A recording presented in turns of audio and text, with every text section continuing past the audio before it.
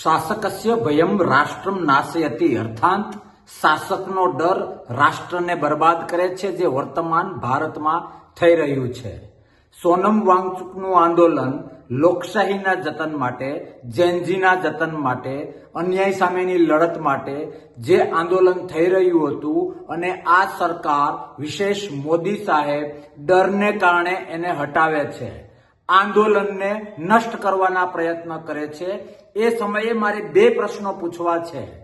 અંગ્રેજોએ જો આ કર્યું હોત તો મહાભારત આઝાદ જ ન થાત, અને સવિશેષ અન્નાજીના આંદોલન વખતે યુપીએ સરકારે જો આ કર્યું હોત તો એ આંદોલન સફળ ન થાત અને આ ભાજપને કેન્દ્ર સરકાર બનાવવાનો મોકો જ ન મળત. લોકશાહીમાં આંદોલન એ પૂજા છે, લોકશાહીમાં આંદોલન એ એક બુલંદ અવાજ છે, અને એ અવાજની વાસ્તવિકતા સમજાવીને જે તે સરકારે એને અમલમાં લેવું એ લોકશાહીની શોભા છે. પણ લોકશાહીની દુશ્મન આ ભાજપ સરકાર ડરને કારણે નથી તો ચિંતા નીટની કરતી, નથી તો ચિંતા જે બાળકોએ 16-17 વર્ષના દીકરા દીકરીઓએ આપઘાત કર્યો એની પણ એમને પરવા નથી.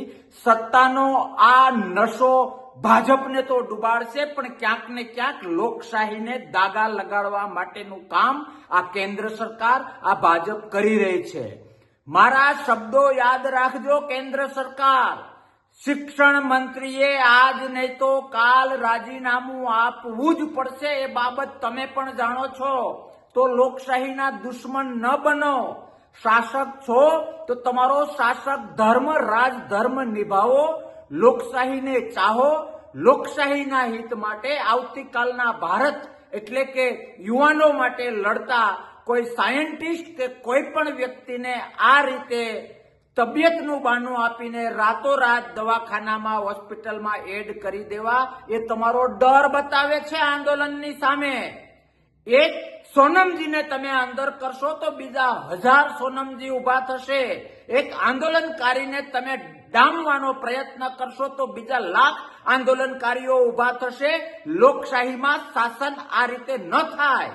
જો લોકશાહીમાં આ જ રીતે શાસન કરવું હોય તો 1 મિનિટ પણ સત્તા ઉપર રહેવાનો ભાજપને કોઈ હક નથી. માટે બે હાથ જોડીને વિનંતી કરું છું કે આંદોલનકારી એ લોકશાહીમાં લોકશાહીના સાચા સિપાહીઓ છે. પોતાની માની હત્યા કરનાર વ્યક્તિએ માતૃપ્રેમ વિશે કઈ બોલવું એ પાપ છે, એમ લોકશાહીના રક્ષકોને આ રીતે અંદર રહીને લોકશાહી ઉપર શાસન કરવું, લોકશાહી માટે લડતા આવા આંદોલનકારીઓને હોસ્પિટલ અથવા તો એન કેન રીતે દબાવીને શાસન કરવું એ પાપ છે, રાજધર્મ વિરોધી કામ છે.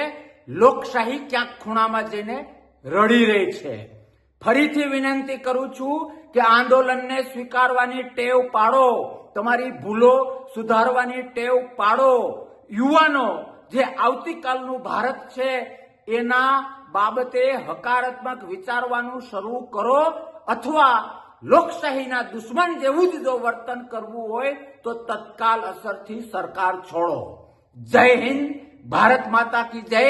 આંદોલન આઝાદી અપાવી શકે, આંદોલન સરકારો બદલી શકે, અને આ જ આંદોલન તમને લોકશાહીનું મહત્વ સમજાવશે.